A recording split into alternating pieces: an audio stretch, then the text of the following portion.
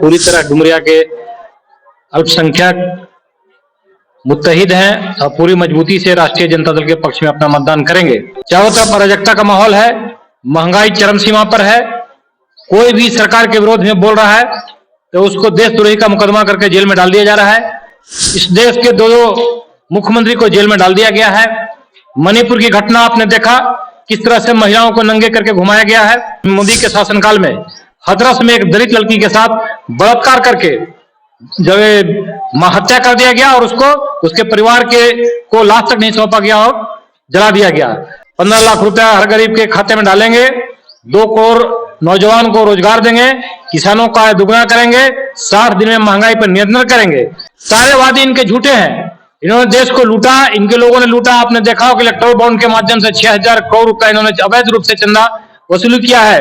देश की सबसे बड़ी बीफ कंपनी अलकबीर से इन्होंने करोड़ रुपया चंदा लिया है। फाइनेंस भारत और साथ में हमारे साथ माइक है पीएन न्यूज का।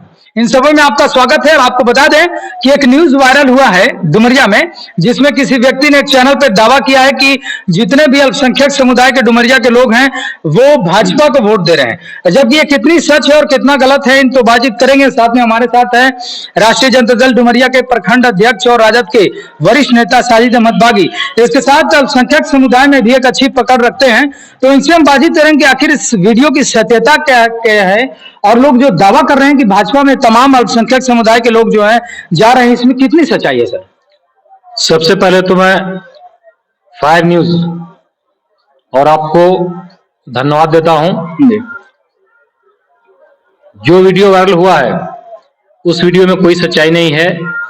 2-4 आदमी बैठ करके पूरे समाज का फैसला सुना दिए हैं, इसमें कोई सच्चाई नहीं है। पूरी तरह डुमरिया के अल्पसंख्यक मुत्तहिद हैं और पूरी मजबूती से राष्ट्रीय जनता दल के पक्ष में अपना मतदान करेंगे। क्योंकि देश के अंदर जो स्थिति परिस्थिति है वो किसी से छुपी हुई नहीं है।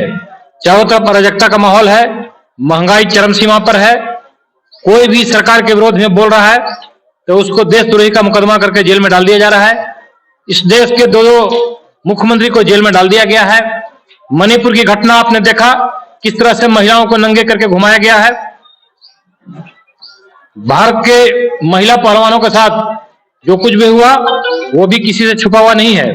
साथ ही साथ आपने ये भी देखा होगा कि इस मोदी के शासनकाल में हाथरस में एक दलित लड़की के साथ बलात्कार करके जब हत्या कर दिया गया और उसको उसके परिवार को लाश तक नहीं सौंपा गया और जला दिया गया। तो इस तरह से कई ऐसे जघन्य अपराध हुए हैं जिससे देश की जनता आप समझ गई है कि मोदी शासन के झूठे वादे, झूठे बहकावे फंस करके जो देश का नौजवान किसान अपना मतदान किया था, इन्होंने वादा किया था कि जब मेरी सरकार बनेगी तो हर गरीब के पक्ष में 15 लाख रुपया हर गरीब के खाते में डालेंगे, 2 करोड़ नौजवान को रोजगार देंगे, किसानों का आय दुगना करेंगे, 60 दिन में महंगाई पर नियंत्रण करेंगे। तो सारे वादे इनके झूठे हैं। इन्होंने देश को लूटा, इनके लोगों ने लूटा। आपने देखा हो कि इलेक्टोरल बॉन्ड के माध्यम से 6000 करोड़ रुपया इन्होंने अवैध रूप से चंदा वसूली किया है। देश की सबसे बड़ी बीफ कंपनी अलकबीर से इन्होंने करोड़ रुपया चंदा लिया है।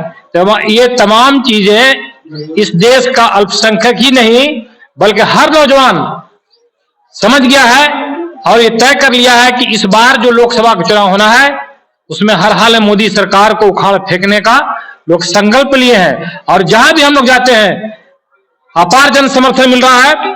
सब लोग का एक ही कहना है कि हर हाल में मोदी सरकार को हम लोग इस बार उखाड़ फेंकेंगे। जी अच्छा, अल्पसंख्यक समुदाय की बात की जाए तो डुमरिया में कितना ज्यादा सुशील सिंह के द्वारा यहाँ काम किया गया है? कोई काम सुशील सिंह का द्वारा नहीं किया गया है। अल्पसंख्यक की तो बात छोड़ दिए, आम जनमानस में उनका कोई काम नहीं हुआ है।